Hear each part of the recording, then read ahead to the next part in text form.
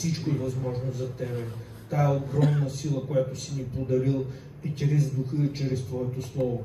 Затова Ти благодариме. Благодарим Ти за всеки един на това място и вярваме, че ще докосваш сърцата ни, ще ни дадеш по-голяма увереност. В името на Исус Ти благодарим и нека кажем всички амин.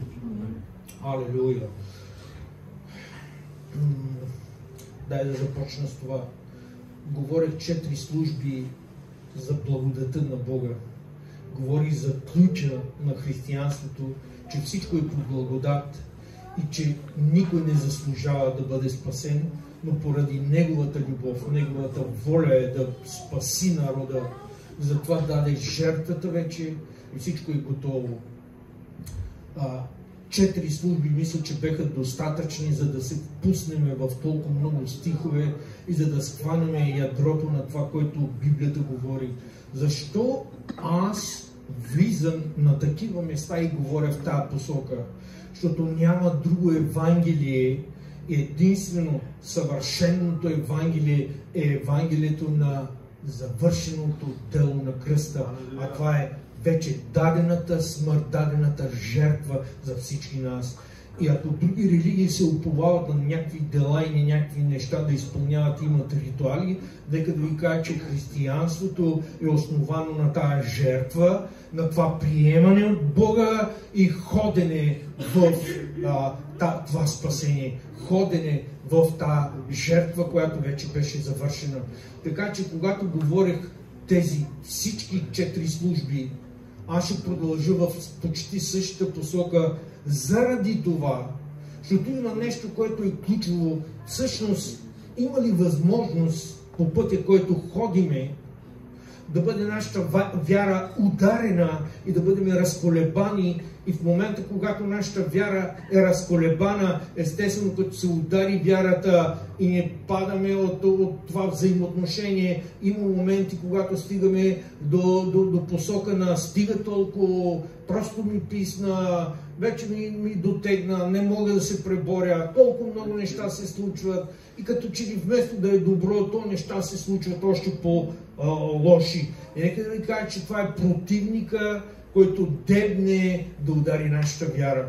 А нашата вяра не е нещо там, ето е вярата, закачваме, това е вярата. Не, състояние на нашата личност, която е основана на тази жертва и забележете, ние не бяхме родени, когато Исус Христос дойде, умря и възкръсна. Не бяхме, но ние вярваме убедително, не просто някаква сляпа вяра, но вяра, чрез която Бог пръв ни докосна. Той се яви на всеки по различен начин и всеки на това място по някакъв начин е бил докоснат от Бога. Бог се прояви в живота на всеки един и е доказал, че Той съществува. Това не е вярваме в Бога. Не, аз съм убеден, че Бог съществува и че аз съм приел тази жертва. И няма друго създание на тази земя, което може да влезе и да те разколебае, освен самия ти да позволиш на Сатана, на света и на плътта да те изтегли. Но случват ли се тия неща? Задължително се случват по пътя. Затова аз реших нека да бъде така заглавието. Увереност в спасението. Ти уверен ли си в спасението? Спасението е ключово за християнството. Съмнението дали съм спасен или не съм те кара автоматически да си извън жертвата, която вече беше дадена. Защото ако ние казваме, че знаем ли, може и да не съм спасен, означава, че ти не си приел жертвата, защото Библията основана за всички времена на Исус, всеки един от малък до голям знае Йоан 3,16, защото Бог до толкова възлюби света, че даде своя единороден син, какво?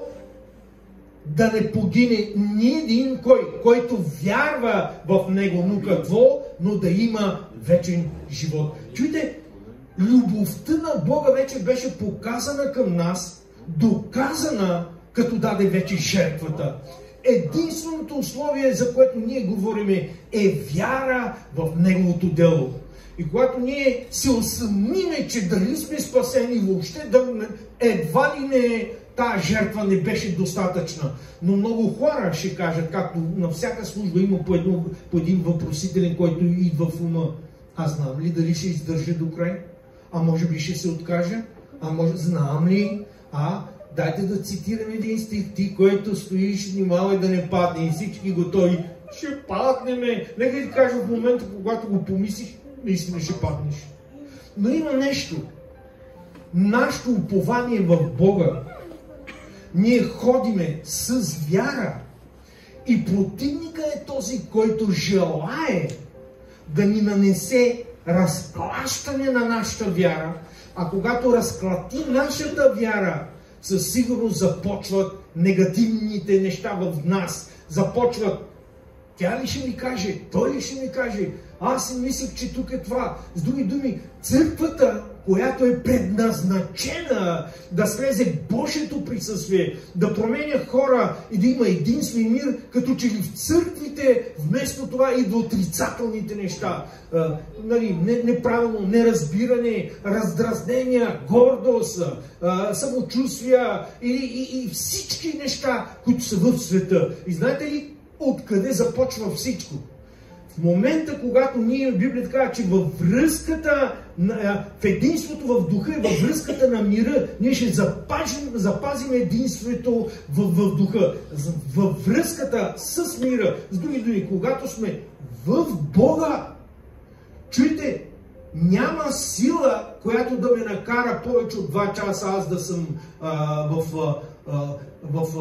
примерно, защо се случват, как е това възможно и всичко това дявола да открадне радостта ми от спасението и да ме накара да тръгна в друга посока.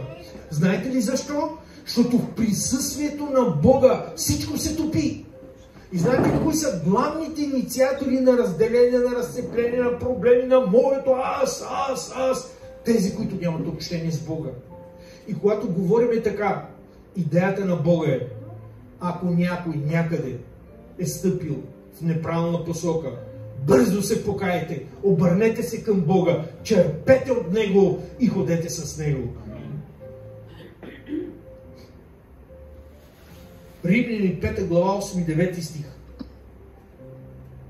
На какво основание ние може да вярваме, че сме спасени? На какво?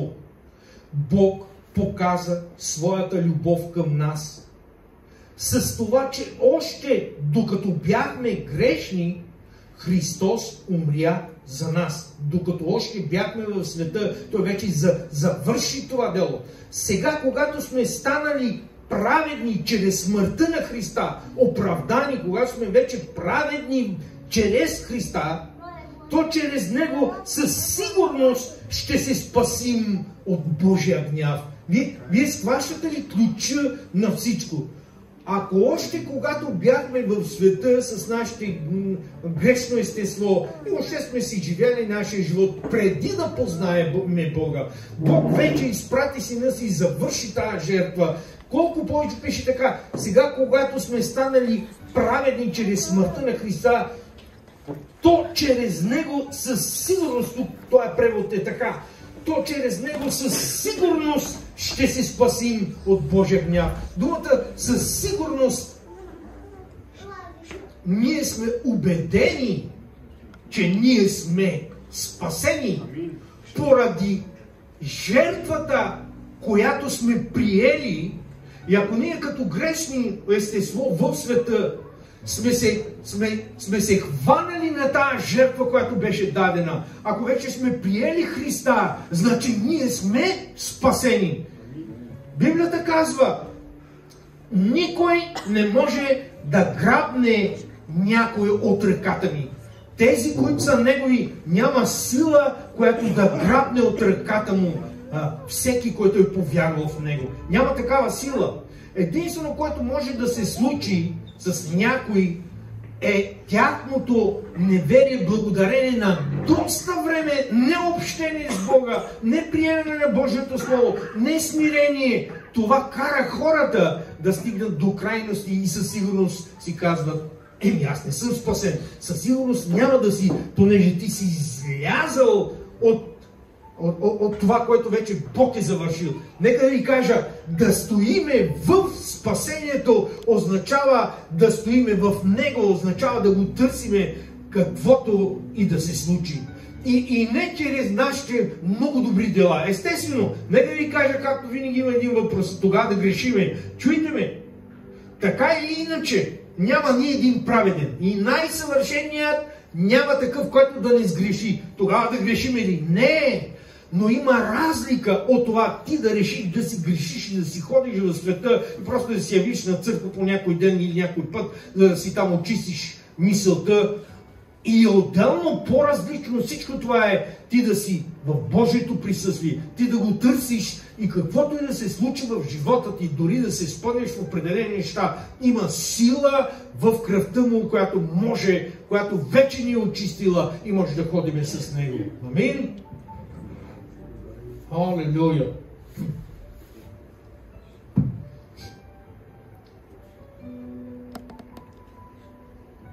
Когато говоря за спасение, миналата служба, мисля, че беше и по-миналата, говорих за когато Бог ни призова, Той призова всеки един, малък и голям, жена и мъж, богат и беден. Той призова всички на тая сватба. И Библията казва, че Божието царство прилича на сватба, на човек, който направи сватба, нали, за сина си. Казва прилича. На какво да уподобя? Как да обясня на тия хора какво значи Божието царство и как се влиза в това царство? И той каза, ами имаше един богат човек, който направи голяма сватба и на първо място покани специално хора. Това беше призива към юдеите, защото Исус си беше роден евреин, нали? И призива беше първо към тях. И те не го приеха. Те не приеха поканата. Тогава той се разгневи и каза, не са достойни, нали? Отидете по кръстопътищата, идете по пътищата, каза на слугите си. И поканете всички, големи, малки, бедни, богати, грешни, безгрешни, всички ги поканете на сватбата. Тая сватба е моя, аз правя сватба. Поканете всички. Така че призива е към всички. Към всички. Няма оправдание ни един. Той казва, елате всички, които сте отрудени и обременени. Елате при мене и аз ще ви успокоя. Научете се от мене, защото съм кротък и смирен по сърце или по дух. Елате при мене. Елате. Призива е към всички. Елате всички, които сте огнетени от дявола. Елате всички, които сте в болест, притеснение. Елате просто при мене. И когато призива дойде към всеки един, има избор. Избираш ли на този призив да отговориш и да тръгнеш към това място на веселие и на радост? Или просто имаш своите неща, както тогава те казаха, имам нива да купя сега, няма да мога да отида. Правя други неща, сега няма да мога. Имам друга работа. С други думи, кое ще е на първо място? Поканата от Бога, от Всевишния Бог, който вече завърши това дело на кръста, подготви тая сватба на агнето, всичко е готово и кани грешни, безгрешни, то няма, но по принцип Библия така кани всички. Въпрос е, ще тръгнем ли да отговорим на този призив? Защото вижте, защо Бог просто не реши и той си има свои начини и хоп, да се яви, да докосне всички, да се променят, да го приемат. Айде, чао, дяволе, оставаш си без това, да контролираш хора. Нека да ви кажа, ако Бог е създал теб и мен по свой образ и подобие, той никога няма да насили човек да повярва и да тръгне при него. Той даде любов и иска любов. Кой мъж се жени, коя жена се жени, просто е така, женим се. И след това, любовта, която мъжът дава или жената, със сигурност очаква любов. Една хубава дума, едно прегръщане, очаква го. То не е, ти трябва, не, то е естествено взаимоотношение. И Библията казва, че Бог е нашия баща, до толкова ни възлюби, че Той пръв показа любовта си. Елате, аз ви обичам. Завърших го. Елате. Въпросът е, ние ще отговорим ли на тая любов? На тая любов да отидеме и да го прегърнеме и да приемем тая любов. Така че, какво се случва? Хора отидоха и Библията казва, че когато влязоха, всички те бяха облечени още от вратата със сватбарска дреха. Не може просто да влезеш там. Има си принципи и той казва, на тая сватба ще се влезе в такава специална дреха. Начко беше купил на всички, какво беше там, ризали, какво беше там, ризи на жените, това, и ние правим също като оня човек. На всички ще си има, нали, на мъжете ризи, на жените, всички да се облекат. Искам всичките, като видя така, това е от сватбата, това са хората на сватбата, това са представители на сватбата. И той също, когато отидеме и влезем в това присъствие, не може, ако не се облечеме в сватбарската дреха. Просто е невъзможно. Всеки, който отиде на тази сватба, и нека да ви кажа още един път, да ви върна в самото начало. Исус каза, нека да ви кажа на какво прилича Божието царство. Искате Божието царство? Да ви обясня? Ето, на човек, който прави сватба. Но има принципи, за да влезеш в тази сватба. За да влезеш в присъствието на Бога, има принципи. Ще трябва да хвърлим нашата омърсена дреха с нашето аз, с моите добри дела към. Аз съм добрия. Мога ли да вляза? Виж, аз съм се обръснал, всичко е нормално. Махнете се. Не ви познавам, махайте се. Ще трябва да хвърлите тази мърсотия, да хвърлите тази омърсена дреха и да ни облече в новата премяна. И Библията казва, че да съблечеме старото естество и да облечеме новото по образ и подобие на Исуса Христа. Облечени в Христа, защото в Царството не може да влеземе, ако не сме облечени в Христа. Никой не дохожда при Отца, освен чрез Сина. И няма друго име дадено под небето, чрез което да се спаси. И казва, всяко коляно ще се поклони и всеки език ще изповядва, че Исус е Господ.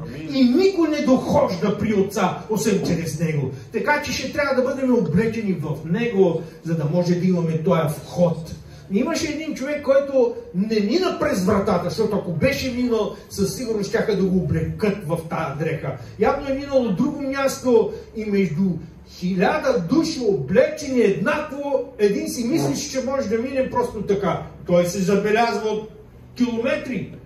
И господаря каза, ела тук бе, човек, ти откъде влезе? И сигурно той си казва, той откъде знае, че тук аз съм влязъл от друго място? Ами дрехата ти подсказва, ти не си облечен. Ти откъде влезе, бе, приятел? Тока, Библията мълчеше. Хванете го и го хвърлете в тъмницата. С други думи, никой не може да се опита чрез своите дела, чрез своите неща, да отиде пред Бога и да влезе в това присъствие. Няма такова нещо. Затова казвам, убеден ли си, убедена ли си, или множествено число, убедени ли сме, че ние сме спасени? И ние ще стоим ли в това спасение, което вече е изработено? Със сигурност аз многократно съм казвал и съм се очудвал. За 30 години съм срещал толкова много хора.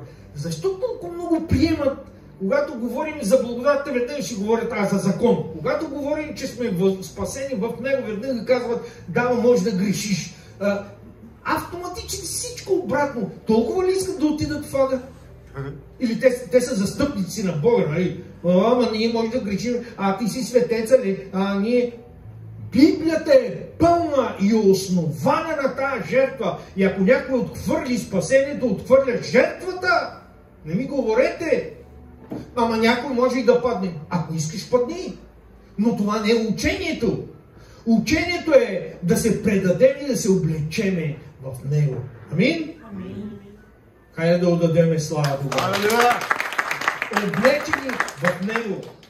Християнството означава да сме помазани с Христос, с това помазание, че сме Негови деца, родени от Него. Амин?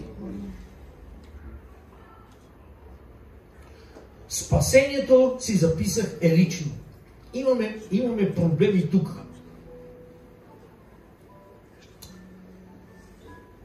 Защо винаги съвкупно ние като войници се движиме нашата църква, онази църква, ние сме така, църквата не е добре, църквата е добре, ние сме така. Защо толкова множествено число говорите, а не говорите единствено число? Спасението е единствено число. Вие разбирате ли, че спасението е единично? Вие разбирате ли, че ние просто се събираме, но преди да се събереме, със сигурност би трябвало да имаш някаква среща с Бога, да те е докоснал Бог, не пастора, не църквата, да те е докоснал, да си имал общение с Него, да те е говорил, да те е променял, да те е изцелявал, да ти се е явявал. И когато на тая взаимовръзка ти идваш на църква, алелуя, ние сме заедно, може и да спорим, може и да не, може да идваш, може и да не, но то не значи, че то е всичко общо. Говорим за спасение. Спасението е единично. И може да си в пустинята, може да си на космоса, може да си под водата. Ако си с Христа, ти си спасен. Амин. Ти си спасен! Защото спасението е подаването на тая река на Бога и ако си фанал тая река, 1000 души могат да ти кажат. А ти сигурен си, че си спасен. И почвам да ти цитирам. А нали те чух, че си говорил вчера? Ти внимавай. И когато ние казвам, ти внимавай, автоматически се обърни и се погледни къв си бе, човек. Кажи ми ти къв си бе, човек.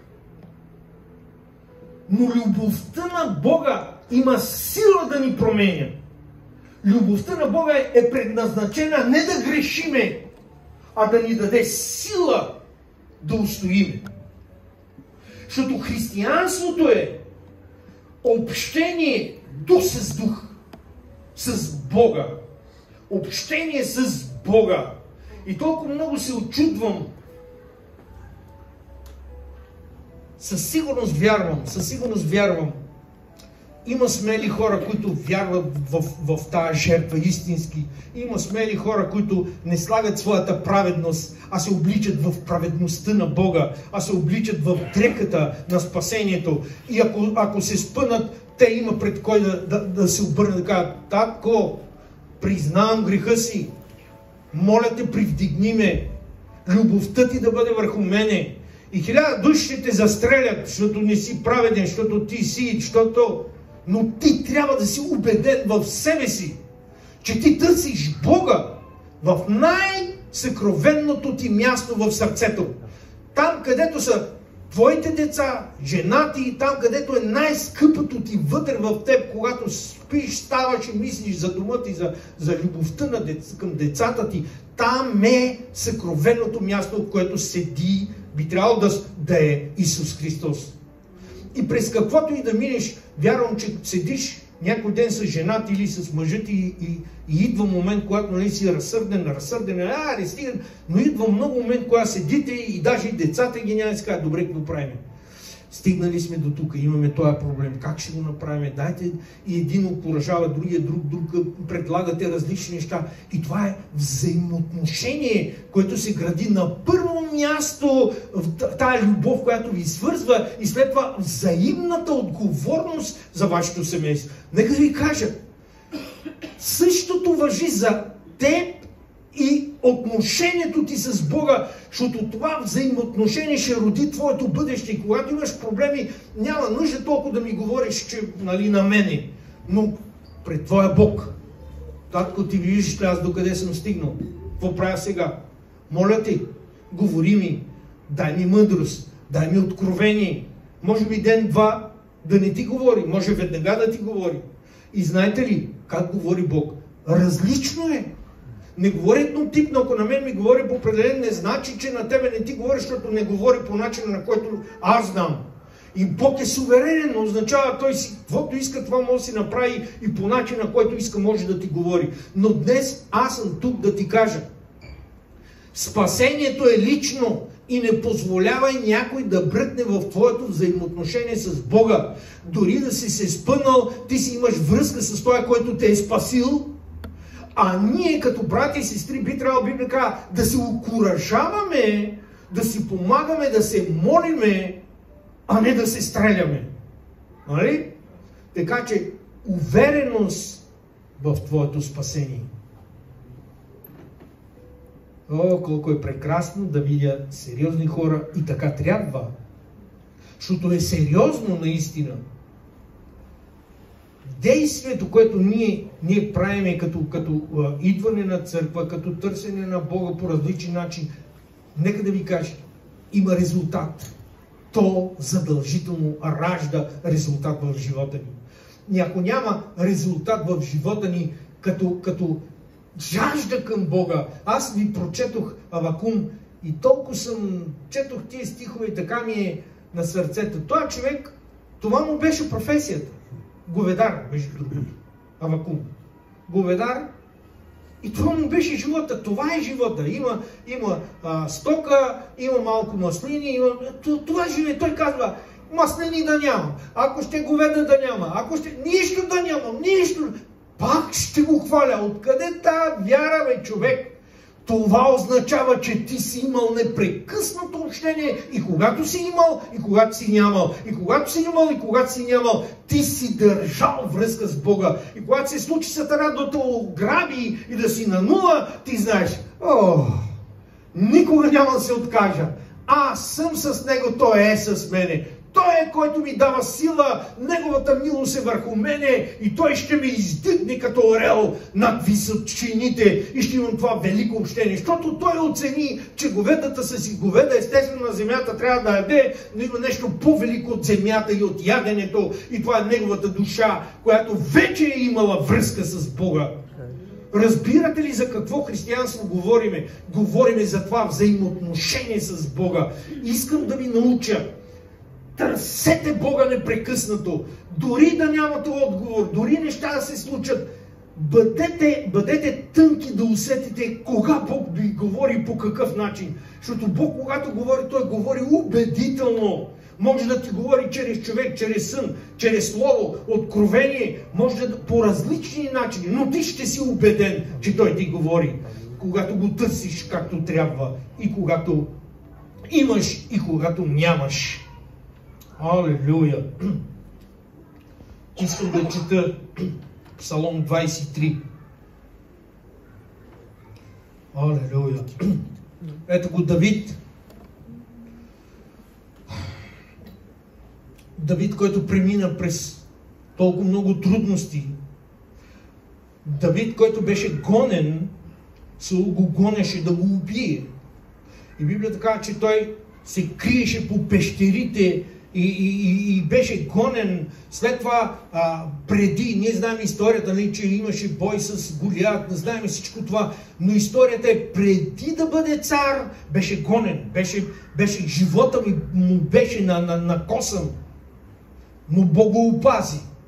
Мина през много притеснения, много проблеми, случи се вече, стана цар, започнаха победите, Бог му даваше победа, той се греши, не отиде на тая война, която имаше битка, той седя вкъщи, се греши, направи неща, мина след това, но така ли, той беше вече през цялото това време, той търсеше Бога и в проблемите, и в радостта, и в греха, когато беше извън греха, но той усещаше това присъствие на Бога и когато присъствието на Бога се оттеглиш, той казваше: Господи, моля те, не ме отхвърляй от Твоето присъствие, моля те, не ме отхвърляй от Твоето присъствие, нека дух обновяваш, отново нека ме подкрепя.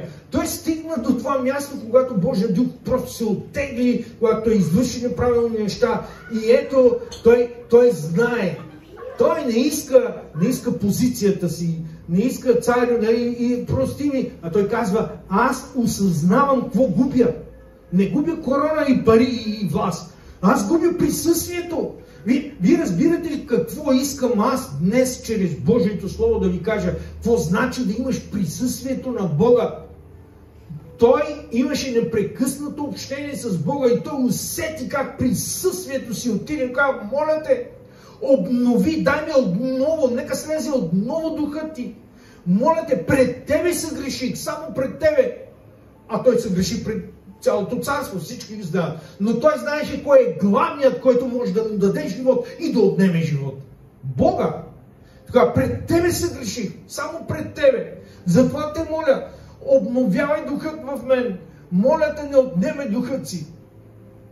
През всичко, което е минало. Той стигна, ние знаем, че той беше певец, музикант, пишеше стихове. И ето една от неговите песни, свиреше с арфа, пееше, но ние просто четеме, защото не мога да пея. Може би мога. Господ е пастир мой. Алелуя. Добре. И ето го Давид казва, Господ е моят пастир. Когато той казва, че той е моят, означава личен. Той е моя. Не ме интересува дали е твоя или не е твоя, но той е моя. Защото аз имам общение с него, той ме е родил, той даде всичко заради мен, той ме откри и той е моя пастир. Защо говори той? Той е моя пастир. Какво отношение има като пастир? Той всъщност беше и пастир. И при тях това беше нормално. И когато той казва, Господ е моя пастир, той продължаваше, че той е който ще снабди всичките му нужди. Той е като добрия пастир. Пастира, който се грижи за своите овце. Но той не каза, той се грижи за овцете, той каза, той е моя пастир. Ние всички сме негови деца, ние сме всички в едно стадо, но може ли да кажеш, че той е твоя пастир? Не на пастора и не на църквата, а може ли да кажеш, че той е твоя пастир? Да си убеден и да кажеш, той е моя пастир.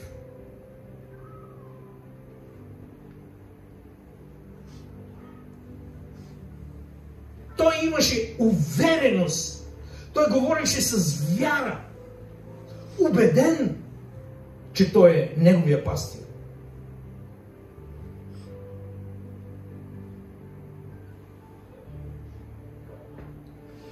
Искам да прочета Евреи 5 глава 14 стих и искам да следите мисълта ми сега. А твърдата храна е за пълнолетните, които чрез упражнение са обучили чувствата си да разпознават доброто и злото. За зрелите. Аз се обръщам към вас като зрели, като хора големи, като хора, които са минали през огън и вода, които са видяли ръката на Бога, които през каквото и са минали, те са имали това общение и в падането си, и когато са били на върха в общението, те познават Бога. Говоря за хора, които са обучили чувствата си. Те са минали през всичките тия изпитания и на тях, с тях може да се говори от голямо ниво. Ще може да признае такъв човек вътре в себе си, че Господ е неговия пастир. Човек, който е преминал през много неща за години, защото, чуйте, когато говориме, аз съм 50 години в Бога, някой, какво като си 50 години? Чуйте ме, ако ти 50 години си ходил с Бога, голямо нещо е. Ти си обучил чувствата си, ти си преминал през огън и вода, ти си видял ръката на Бога, каквото и да се е случило за толкова години, ти си видял как Бог работи, вярата ти се е закрепила, сърцето ти е станало твърдо и непоколебимо, нищо, никакъв вятър не може да те сваля, ама що така? Защото съм в Него, защото знам, че Той живее вътре в мен, понеже съм минал не само съзнание, но и практично през нещата. А може ли да си 50 години и да си по-зле от това, който е на една година? Може, защото ако само си се броил, че си ходил някой път на църква и казал, аз съм вярваш, си броиш годините, но никога не е бил твой пастир. Нека да ти кажа, ти си нищо. Не ми говори за години.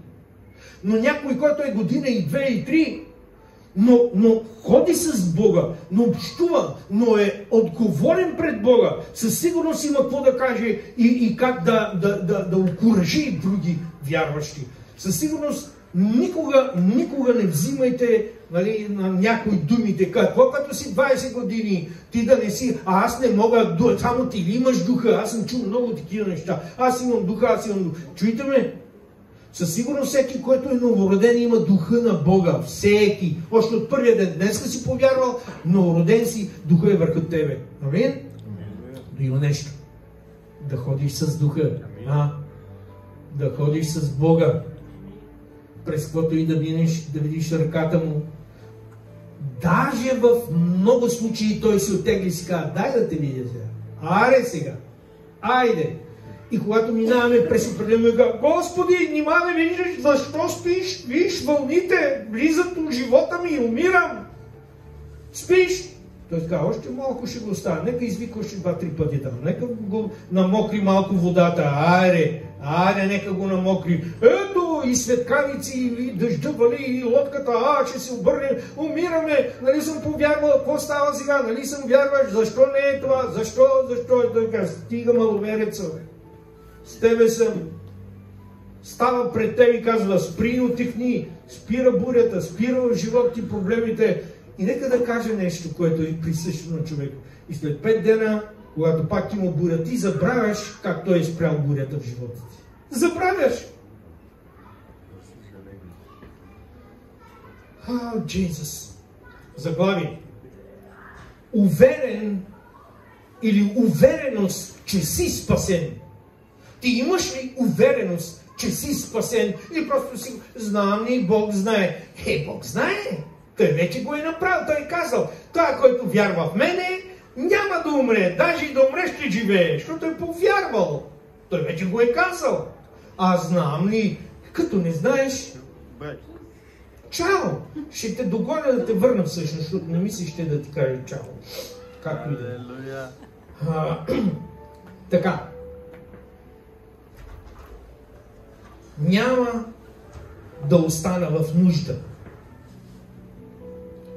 На зелени пасвища ме успокоява и при тихи води ме завежда. Интересно. Сега Давид не е останал в нужда ли? Но той е уверен за нещо. Аз съм уверен, че той е моя пастир и той ще ме заведе. Дори да се случат някои неща, той със сигурност ще ме заведе не просто на някакви пасища, но на зелени, на нещо много хубаво. Той ще се погрижи за мен. Няма да пия някаква вода там, но ще бъде изворна, ще бъде хубава вода. Ще ме заведе на място, където да пия хубава, чиста вода. С други думи, той на първо място казва, че като пастир ще се погрижи за тялото ни. Исус каза, кой може с грижене да прибави поне един лакът на ръста? Сяде се, направи, бори се, не знам какво прави. Можеш ли? Не можеш. Без негово знание, така, без мое знание, ни един косъм няма да падне от главата си. И какво толкова се трудите? Не виждате ли, казва? Птичката нито се трудят, нито ще... Но пак Господ ги храни. Колко повече вас, други думи, тогава няма да ме храни, аз съм птичка. Летя просто, няма да работя, летя си и той просто ме храни, защото съм птичка. Дали? Той казва, просто сте маловерци, не вярвате. Елате, защото цялата глава казва, що си давате вие толкова и събирате съкровище за земните неща? Що толкова давате толкова труд? Какво правите, като тук ще живеете 100 000 години? Абе, дайте да ви кажа, казва. Събирате си съкровища, дето молят се ръжда, не ги разяжда, кръци не път. Дайте да ви кажа по-красивото, по-сигурното. Събирате съкровище на небето. Как? Откъде да хвърля злато на небето? Откъде пък ще го скрия там? Да. И говори си за духа. Така че, давайте, защото там има сигурност. Кое е най-ценното в живота ти? За какво се бориш ти, човек?